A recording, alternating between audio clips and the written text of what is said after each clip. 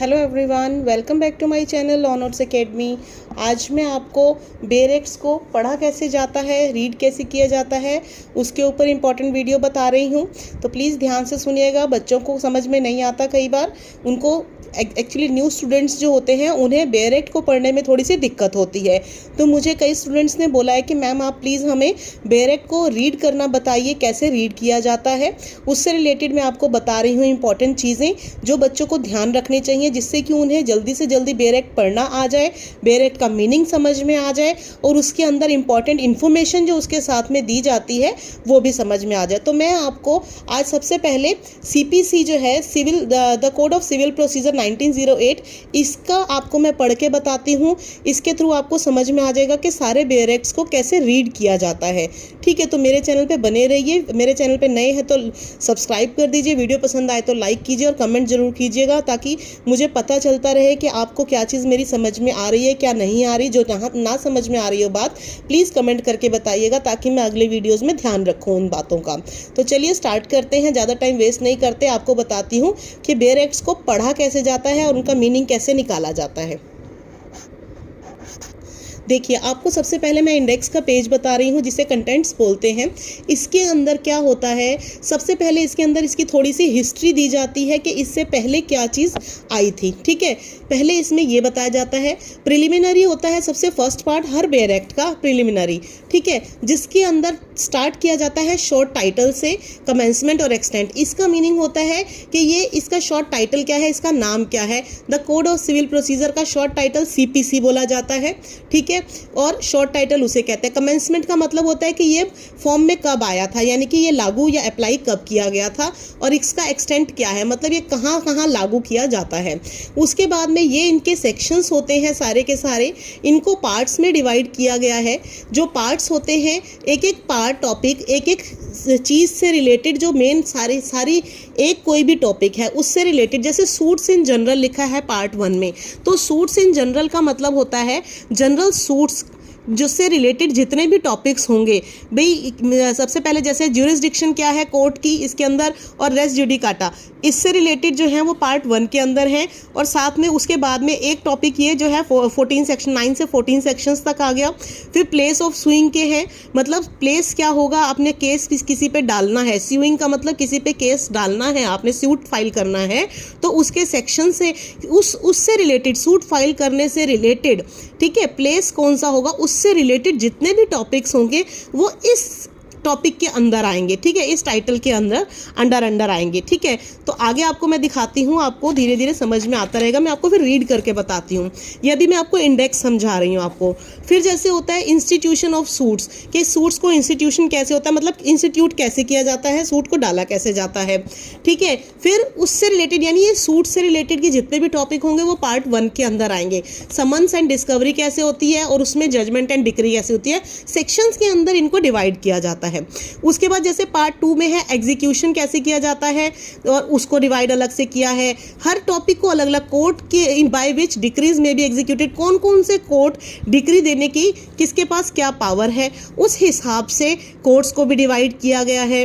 Question to be determined by court executing decree, मतलब ये उससे रिलेटेड। एग्जीक्यूशन का मतलब होता है कि जो ऑर्डर आ गया है या जो डिक्री पास हो गई है केस के अंदर, ठीक है ना, जो भी जजमेंट जिसको कहा जाता है, डिक्री आपने पढ़ी होगी, या जजमेंट जिसको बच्चे जानते हैं जजमेंट के नाम से, तो उससे रिलेटेड जितनी भी चीज़ें होंगी वो सारी इस टॉपिक के अंदर आ जाएंगी। ठीक है, आगे जैसे है ये सारे के सारे क्या क्या किया जाता है ऑर्डर के अंदर, अरेस्ट कैसे होगा, डिटेंशन क्या है, उसमें क्या अटैच किया जा सकता है, ये CPC से रिलेटेड सारे सेक्शंस हैं।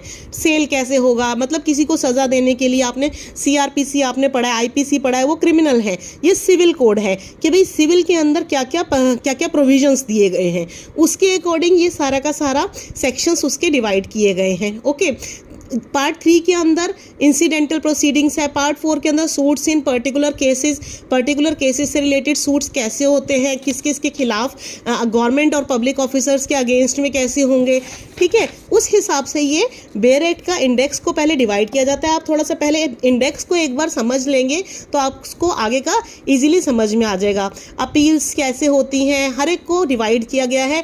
आपको ये भी चीज़ पता होनी चाहिए कि कौन से पार्ट के अंदर कौन सी हेडिंग, कौन सा टॉपिक दिया गया है उसके अकॉर्डिंग आपको सेक्शंस भी लर्न हो जाएंगे। इनके सेक्शंस लर्न करने जरूरी होते हैं। ये सारे सेक्शंस होते हैं, ये इसके आगे पेज नंबर लिखा होता है कि कौन से पेज पे कौन सा सेक्शन है, ठीक है। तो इससे आपको ये पता रहेगा, जैसे अपील्स हैं, अपील्स की ओरिजिनल डिग्री के लिए अपील में क्या जाना होता है, कहाँ, फिर फाइनल डिग्री के लिए क्या क्या करना है, डिसीजन क्या है, क्या क्या करना है। अपील से रिलेटेड जितने भी हैं वो पार्ट 7 में है। अगर आपको अपील से रिलेटेड कोई क्वेश्चन एग्जाम में आ जाता है तो आपको क्या लिखना है, appeal is explained in part 7 of the CPC from section 96 to 112, ठीक है, 112 तक, उससे रिलेटेड सारे के सारे प्रोविजंस इसके अंदर दिए गए हैं। तो ऐसे आपको देना है। रेफरेंस रिवीजन एंड रिव्यू जो है ये भी इंपॉर्टेंट टॉपिक होता है। अगर आ जाए तो आपको लिखना है पार्ट 8 के अंदर सेक्शन 113 से 115 तक ये दिया गया है। तो ऐसे ही सारे रूल्स दिए गए हैं। इसमें मिसलेनियस भी है आगे, ठीक है। इसके अंदर इंपॉर्टेंट चीज़ है स्केड्यूल और स्केड्यूल 1 के अंदर सेक्शंस के बाद में, जैसे इसमें 158 सेक्शंस है, उसके बाद ऑर्डर्स दिए गए हैं। CPC के अंदर ऑर्डर्स बहुत इंपॉर्टेंट होते हैं लर्न करने, तो आपको ये ध्यान रखना है कि ऑर्डर्स स्केड्यूल 1 के अंदर दिए गए हैं और 1 से लेकर ये देखिए 51 तक ऑर्डर्स हैं, ठीक है। ये सारे ऑर्डर्स बहुत इंपॉर्टेंट होते हैं। इनसे रिलेटेड जिन आगे जब केस करना होता है, सिविल सूट फाइल करने के लिए स्टूडेंट्स को या एडवोकेट्स को ये देखना पड़ता है कि कौन सा सूट कौन से ऑर्डर के अकॉर्डिंगली हमें फाइल करना है, ठीक है। इन चीज़ों का ध्यान रखना पड़ता है इसमें। चलिए अब मैं आपको बताती हूँ कि स्टार्ट कैसे करते हैं। देखिए सबसे पहले चैप्टर 1 लिखा होता है, इसमें प्रिलिमिनरी है। ये सबसे पहले इसमें कमेंसमेंट और इसके बारे में लिखा जाता है। ये जैसे ये कमर्शियल कोड्स के बारे में लिखा है, ये कमर्शियल कोड का एक्ट आ गया। इसके अंदर जैसे CPC के अंदर पहले कमर्शियल कोड का एक्ट दिया गया है। हर एक्ट के अंदर सबसे पहले शॉर्ट टाइटल, एक्सटेंट और कमेंसमेंट दी जाती है, फिर डेफिनेशंस का पार्ट आता है, सेक्शन 2 से स्टार्ट होता है। मोस्टली ज़्यादातर एक्ट्स में ऐसे ही होता है। तो ये तो कमर्शियल कोड्स का है। तो मैं आपको CPC का जो बता रही थी वो आगे है, इसमें मैं थोड़ा सा आगे बताती हूँ। इसमें सबसे पहले कमर्शियल कोड्स का एक्ट दिया हुआ है 2015 में, फिर उसके बाद इसमें अमेंडमेंट्स भी दी जाती हैं कि कौन कौन सी अमेंडमेंट्स आई थी, किस किस में क्या क्या अमेंडमेंट्स हुई थी, ठीक है।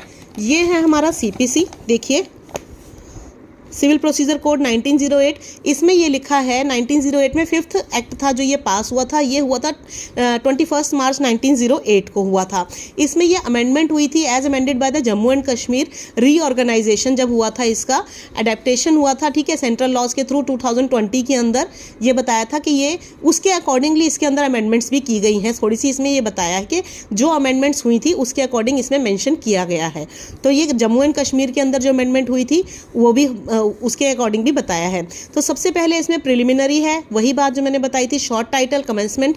शॉर्ट टाइटल है दिस एक्ट में be cited as the civil code of civil procedure. ये शॉर्ट टाइटल है कि इसको कोड ऑफ सिविल प्रोसीजर बोला जाएगा और वैसे इसको CPC भी बोला जाता है 1908, ठीक है, ये बोला था। उसके बाद इसमें इसी में कमेंसमेंट और एक्सटेंट ये सारा इसी के अंदर आ गया कि ये फोर्स में आया था 1st डे ऑफ जनवरी 1909। लेकिन जब ये फोर्स में आया था, ठीक है ना, जब फोर्स में आया था यानी कि इसको अप्लाई लागू कब किया गया था, 1909 में किया गया था। 1908 में ये बनाया गया था और ये 1 जनवरी 1909 को ये फोर्स में आ गया था। और ये एक्सटेंट होता है होल ऑफ इंडिया, यानी कि एक्सटेंट का मतलब कहाँ कहाँ लागू किया जाता है, तो पूरे देश में इंडिया के अंदर लागू किया जाता है। ये जो इसके ऊपर ये जो पॉइंट लिखे होते हैं ना 1 और 2 जो इनके आगे लिखे होते हैं, ये 1 और 2 होते हैं, ये नीचे वाले, ठीक है, ध्यान दीजिएगा। ये 1 और 2 का मतलब होता है सब्सटीट्यूटेड बाय एक्ट 104 1976 का मतलब है कि ये 1976 के अंदर जो एक्ट आया था उससे इसको सब्सटीट्यूट कर दिया गया, यानी कि पहले 1976 में एक एक्ट था उसको चेंज करके अब ये वाला एक्ट आ गया है, ठीक है। 1 नंबर का मतलब ये है इट एक्सटेंड, ठीक है। तो पहले इंडिया में, पूरे इंडिया में नहीं था क्योंकि पहले जम्मू एंड कश्मीर पे अलग रूल्स फॉलो किए जाते थे। और सेकंड में लिखा है the state of Jammu and Kashmir, पहले इंडिया, पूरे इंडिया में नहीं था। सेकंड पे लिखा है state of Jammu and Kashmir, तो सेकंड नंबर का यहाँ लिखा हुआ है point omitted by the Jammu and Kashmir reorganisation act, यानी कि ये ओमिट कर दिया गया है Jammu and Kashmir reorganisation act 2019 को ओमिट कर दिया गया है, ठीक है, विद इफेक्ट फ्रॉम 31 अक्टूबर 2019। ये इसके अंदर सारा लिखा है।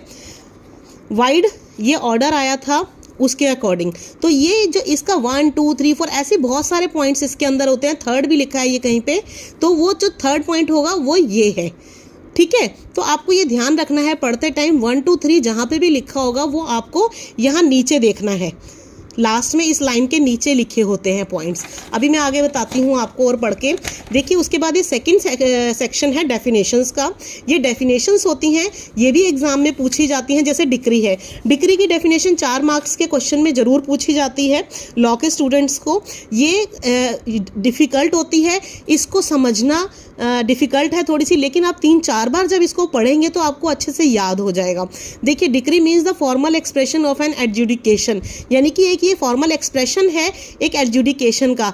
यानी कि एडजुडिकेशन जब कोर्ट में केस चल रहा होता है, कोई सूट चल रहा है, सिविल के अंदर सूट होती हैं और क्रिमिनल में केस बोला जाता है, ये ध्यान रखिएगा। तो एडजुडिकेशन का मतलब जब कोई सूट चल रहा है तो ये उसका फॉर्मल एक्सप्रेशन है।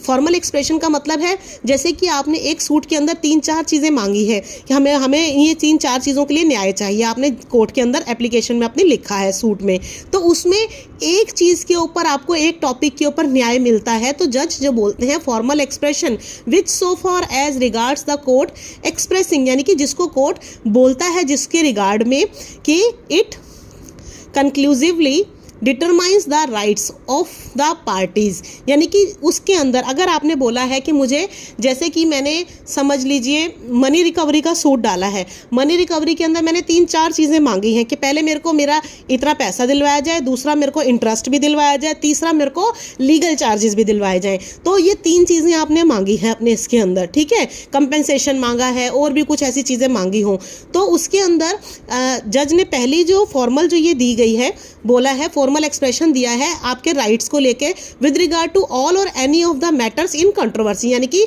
उन मैटर्स को जितने भी कंट्रोवर्सी के अंदर हैं आपने 3 या 4 चीज़ें मांगी हैं, उन 3-4 चीज़ों में से एक चीज़ के लिए अगर बोला गया है in the suit and may be इधर प्रिलिमिनरी और फाइनल, तो वो प्रिलिमिनरी भी हो सकता है और फाइनल भी हो सकता है। इसके अंदर कहा जाता है डिक्री जो होती है 3 या 4 तरह की होती है। जब आप ये पढ़ेंगे तो आपको समझ में आएगा कि डिक्री कितनी तरह की होती है, प्रिलिमिनरी भी होती है, फाइनल भी होती है, 3 तरह की होती है। डिक्री के ऊपर मैंने वीडियोस बना रखे हैं, सीपीसी के ऊपर मैंने बहुत सारे वीडियो बना रखे हैं, आप पढ़ेंगे तो आपको समझ में आएंगे। तो डिक्री जो होती है 3 या 4 तरह की होती है, प्रिलिमिनरी भी हो सकती है, फाइनल भी। डिक्री को जजमेंट भी बोलते हैं, लेकिन वो जजमेंट फाइनल जजमेंट नहीं होता, एक शॉर्ट जजमेंट भी हो सकता है एक किसी भी सूट के अंदर। जैसे जज ने बोला कि अभी आपको इंस्टॉलमेंट्स में आपको पैसे मिलेंगे, फिर इंटरेस्ट भी दिलवाएंगे जब तक सूट चलता रहेगा। ये एक तरह से एक दोनों पार्टीज के बीच में सेटलमेंट का लेकर भी बात जज करवा सकते हैं कि आप कितने कितने टाइम में कैसे कैसे उनकी मनी देंगे। तो ये प्रिलिमिनरी भी हो सकती है, फाइनल भी हो सकती है। It shall be deemed to include the rejection of a plaint, इसके अंदर ये भी देखा जा सकता है कि आपकी प्लेंट यानी सूट, आपकी जो आपने एप्लीकेशन जो केस के लिए सूट के लिए फाइल की है उसको जज रिजेक्ट भी कर सकते हैं। And the determination of any question, भाई किसी क्वेश्चन के ऊपर डिटरमाइन भी कर सकते हैं, देख भी सकते हैं with in section 144 but shall not include, लेकिन उसमें इंक्लूड नहीं करेगा। मतलब ये डिक्री की डेफिनेशन इंपॉर्टेंट है, इसको लर्न जरूर कीजिएगा। तो इसको इस ढंग से पढ़ा जाता है कि आपको धीरे धीरे 1-1, 2-2, 3-3 वर्ड पढ़िए और उसका मीनिंग निकालते जाइए, ठीक है। आगे बताती हूँ, इसके अंदर जो है हम लोग केस लॉ भी लिखते हैं। In Deepchand versus land acquisition officer का केस था, तो मैंने ये एग्जाम्पल इसका लिख दिया था एग्जाम में जब आया था ये। तो इसका ये साइटेशन होती है AIR मतलब ऑल इंडिया रिकॉर्ड्स होते हैं, ये रिपोर्ट बोलते हैं। 1994 में आया था ये केस सुप्रीम कोर्ट में। सुप्रीम कोर्ट का उस समय का केस नंबर था 1901, ठीक है, हमारे इंडिया का, ठीक है। ऑल इंडिया रिपोर्ट्स है ना, तो उस हिसाब से है ये। तो सुप्रीम कोर्ट ने इसके अंदर बोला था एसेंशियल इंग्रेडिएंट्स क्या होंगे डिक्री के, ठीक है, इस केस के अंदर। तो डिक्री से रिलेटेड केस था। तो अगर आप एग्जाम में कोई भी क्वेश्चन के साथ में केस लॉ लिखेंगे तो आपके लिए बहुत इजी हो जाएगा और मार्क्स अच्छे मिलेंगे आपको, ठीक है। लैंग्वेज इस तरह से लिखिएगा कि आपको भी समझ में आए और पढ़ने वाले को भी समझ में आ जाए। आगे बताती हूँ, देखिए इसमें आगे कहा गया है कि any adjudication from which an appeal lies, ऐसा कोई भी एडजुडिकेशन जिसके थ्रू आप अपील में जा सकते हो। As an appeal from an order, किसी भी ऑर्डर के लिए, मतलब अगर कोई ऐसा ऑर्डर आया है जिसके खिलाफ आपको उसमें जाना है, अपील में जाना है। या any order of dismissal for default, यानी डिफ़ॉल्ट के लिए कोई डिसमिसल था, कोई ऑर्डर में जा सकते हो। तो डिक्री जो है, डिक्री इज प्रिलिमिनरी तब होगी डिक्री जब further proceedings have to be taken before. जब कोई प्रिलिमिनरी डिक्री तब कहा जाता है जब उसमें फर्दर प्रोसीडिंग्स, यानी कि आगे अभी प्रोसीडिंग्स होनी है, taken before the suit can be completely disposed of, यानी पूरा सूट खत्म होने से पहले अभी उसके अंदर और प्रोसीडिंग्स होनी है, ठीक है। It is final when such adjudication completely dispose of the suit. It is final तब होगी जब कंप्लीटली पूरा सूट खत्म हो जाएगा, तब उसको फाइनल डिक्री बोला जाता है। इट में B partly preliminary and partly final, ये पार्टली प्रिलिमिनरी भी हो सकती है और पार्टली फाइनल भी हो सकती है। तो ये डेफिनेशन थी डिक्री की जो मैंने आपको बताई। ऐसे ही सारी डेफिनेशंस ये होती हैं। आपको मीनिंग देखने के लिए इनका डेफिनेशंस का सेक्शन लर्न करना होता है। 2 सेक्शन के 3 के अंदर लिखा है, ये 2 के सब सेक्शंस हैं। 2 के सब सेक्शन 2 में डिक्री की डेफिनेशन दी गई है और आगे की डेफिनेशंस 2 का 3 में, 2 के 4, 2 के 5 में फॉरेन कोर्ट, 2 के 6 में फॉरेन जजमेंट, ऐसे ऐसे सारी डेफिनेशंस दी गई हैं। देखिए अब आगे मैं आपको सेक्शन 3 बता देती हूँ, ये पढ़ के समझा देती हूँ। सबऑर्डिनेशन ऑफ कोर्ट्स जैसे लिखा हुआ है इसके अंदर, तो सबऑर्डिनेशन ऑफ कोर्ट्स का मीनिंग होता है कि for the purpose of this code, इस कोड के पर्पस के लिए जो डिस्ट्रिक्ट कोर्ट है वो is subordinate to the high court, ठीक है। इसमें लिखा है इस पर्पस, इस कोड के पर्पस के लिए, कोड मतलब ये पूरा कोड जो बेयर एक्ट जो है उसके लिए जो डिस्ट्रिक्ट कोर्ट होंगे वो सबऑर्डिनेट होंगे हाई कोर्ट के, यानी कि हाई कोर्ट के जूनियर कोर्ट होंगे डिस्ट्रिक्ट कोर्ट जितने भी होते हैं। And every civil court of a grade inferior, यानी कि जो भी जितने भी सिविल कोर्ट हैं वो इन्फीरियर हैं, यानी छोटे हैं ग्रेड में to that of district court, यानी जितने भी सिविल कोर्ट होंगे उस डिस्ट्रिक्ट कोर्ट के छोटे हो, डिस्ट्रिक्ट कोर्ट से छोटे होंगे सिविल कोर्ट और डिस्ट्रिक्ट कोर्ट हाई कोर्ट से छोटे हैं। And every court of the small cause, जो जितने भी स्मॉल कोज कोर्ट होंगे वो सबऑर्डिनेट होंगे हाई कोर्ट के और डिस्ट्रिक्ट कोर्ट के, इन दोनों के जूनियर होंगे या सबऑर्डिनेट होंगे स्मॉल कोज कोर्ट, यानी कि हायरार्की लेवल पे कोर्ट होते हैं। ऊपर हाई कोर्ट है, उसके बाद में डिस्ट्रिक्ट कोर्ट है, उसके बाद में सिविल कोर्ट है और सबसे नीचे स्मॉल कोज कोर्ट जो है वो भी हाई कोर्ट और डिस्ट्रिक्ट कोर्ट के नीचे हैं, यानी कि सिविल कोर्ट के बराबर के हैं। तो इनको इस ढंग से पढ़ा जाता है। आपको आई थिंक समझ में आ गया होगा कि इस ढंग से सेक्शंस को पढ़ना है आपने, कौन सा कोड कैसे, इस तरह से इसको बेयर एक्ट को पढ़ेंगे आप तो आपको धीरे धीरे समझ में आएगा। इनसे रिलेटेड जो नीचे टॉपिक्स पॉइंट्स लिखे होते हैं, फर्स्ट पॉइंट जैसे लिखा है 1 नंबर, इसके अंदर कहाँ पे आपको ये 1 नंबर ढूंढना है। इसके अंदर ना नीचे डिस्क्रिप्शन के अंदर थोड़ा थोड़ा सा हर सेक्शन में केस लॉ लिखे जाते हैं, तो आप वो केस लॉ भी सर्च करेंगे नाम से। जैसे इसमें जगत नारायण सिंह वर्सेस रविंदर मोहन AIR 1992 कैलकाटा का है ये CAL 216, ऊपर वाला बॉम्बे का है 202। तो इसको ये साइटेशन बोली जाती है केस की, केस का नेम और साइटेशन। तो आप इसके थ्रू भी केस अपना केस लॉ सर्च करके इसके बारे में डिटेल्स ढूंढ सकते हैं। ये केस जिसके नीचे जोन सा सेक्शन के नीचे लिखा जाता है उससे ही रिलेटेड, टॉपिक से रिलेटेड ही केस लॉ होता है। आगे देखिए, आगे जैसे 9 सेक्शन है, इसमें ज्यूरिसडिक्शन के बारे में बताया है। तो इसमें court to try all civil suits unless barred, यानी कि कौन कौन से कोर्ट सिविल सूट को करेंगे जब तक ही बार्ड नहीं किए जाते, रोके नहीं जाते जब तक, मतलब जिनको जितनी पावर दी गई है। तो court shall subject to the provision herein contain, यानी कि जो कोर्ट हैं उनको जब तक कि जो प्रोविजन इसमें दिए गए हैं उसके हिसाब से ही ज्यूरिसडिक्शन दी गई है कि आप कौन कौन सा सूट लेंगे, कौन से सिविल नेचर के एक्सेप्ट करेंगे, suits of which their cognizance is either expressly impliedly barred, यानी कि जब तक कि बोला या लिखा ना गया हो कि आप कहाँ कौन से सूट्स को नहीं ले सकते तब तक आप अपने इन्हीं सूट्स को लेंगे। और एक्सप्लेनेशन के अंदर जैसे 1 नंबर लिखा है और एक्सप्लेनेशन 2 लिखा है इधर, तो ये 1 और 2 के बारे में नीचे पॉइंट्स लिखे गए हैं, जो भी अगर ना समझ आए तो आप इनको यहाँ पे पढ़ सकते हैं, ठीक है। तो ये एक्सप्लेनेशन भी दी जाती है कि कौन कौन से सूट, जैसे कि suit in which right to property है, टू एन ऑफेंस ऑफिस से रिलेटेड है, कंटेस्टेड सूट सिविल नेचर के हैं, notwithstanding that such right में डिपेंड करेगा entirely on the decision of question as to religious rights and ceremonies, यानी कि property, right to property से related या ऑफिस के से रिलेटेड कोई भी सूट अगर जो सिविल नेचर का है वो not with standing any that such right, यानी कि उस राइट्स पे डिपेंड करेगा एंटायरली, डिसीजन तब देखा जाएगा कि क्वेश्चन रिलीजियस राइट्स या सेरेमनी से रिलेटेड तो नहीं है। तो ये एक्सप्लेनेशन के अंदर जो बातें लिखी जाती हैं ऊपर वाले सेक्शन से रिलेटेड होती हैं, उनके बारे में डिटेल में बताया जाता है, तो ये भी पढ़ना ज़रूरी है। कमेंट्स को भी आप पढ़ सकते हैं, ये इंपॉर्टेंट सेक्शंस होते हैं। सेक्शन और सेक्शन का नाम ठीक से याद रखना ज़रूरी है। एग्ज़ाम के अंदर सेक्शन भी पूछे जाते हैं और आगे जुडिशरी के एग्ज़ाम्स के अंदर तो स्पेशली पूछे जाते हैं और ऑल इंडिया बार एग्ज़ाम में भी पूछा जाता है कि किस सेक्शन के अंदर क्या कहा गया है, या ये वाला जो बात लिखी गई है वो कौन से सेक्शन में लिखी गई है। तो आपको उस हिसाब से सेक्शन का नंबर और उसका सेक्शन का नाम क्या है ये सारा भी याद होना चाहिए। उससे रिलेटेड केस लॉज भी लिखे होते हैं उसके अंदर, इनको भी आप लिख लेंगे, उनके बारे में भी लिखा होता है, तो आपको ईजिली आपको बेयर एक्ट पढ़ना समझ में आ जाएगा। आई होप आपको समझ में आ गया होगा। इसके अंदर आगे भी कई चीज़ें लिखी गई हैं, ऑर्डर्स हैं, जैसे ये सारे के सारे ये ऑर्डर्स दिए गए हैं बेयर एक्ट के, तो ऑर्डर्स भी आप पढ़ेंगे आपको बहुत ईजिली समझ में आ जाएंगे। ये ऑर्डर है जैसे 1 2 3 39 ऑर्डर 39 टेम्परेरी इंजंक्शंस है। आपको टेम्परेरी इंजंक्शन लेना है तो आपको ऑर्डर 39 का रूल लिखना पड़ेगा। ये इसके नीचे रूल्स हैं, ये जितने भी दिए गए हैं हर ऑर्डर के नीचे रूल्स लिखे गए हैं, ठीक है। तो ये इंपॉर्टेंट है सारे के सारे ऑर्डर्स, ये भी ध्यान रखिएगा, इनके अंदर रूल्स हैं। इसकी लिस्ट भी मैंने बना रखी है। ये ऑर्डर 41 है, ठीक है। ये अपील से रिलेटेड है, तो आपको किससे रिलेटेड कौन सा काम केस सूट फाइल करना है उसके लिए आपको ऑर्डर्स भी देखने पड़ते हैं इसके अंदर। जैसे ये 45 है, तो ये सारे आपको पढ़ने ज़रूरी हैं।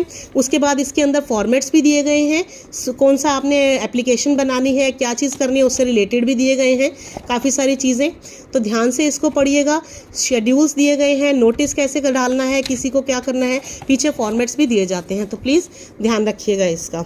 आई होप आपको वीडियो समझ में आ गया होगा कि बेयर एक्ट्स को कैसे रीड किया जाता है। वीडियो पसंद आया तो लाइक कीजिएगा और अपने कमेंट जरूर दीजिए। Thank you so much, take care, bye bye.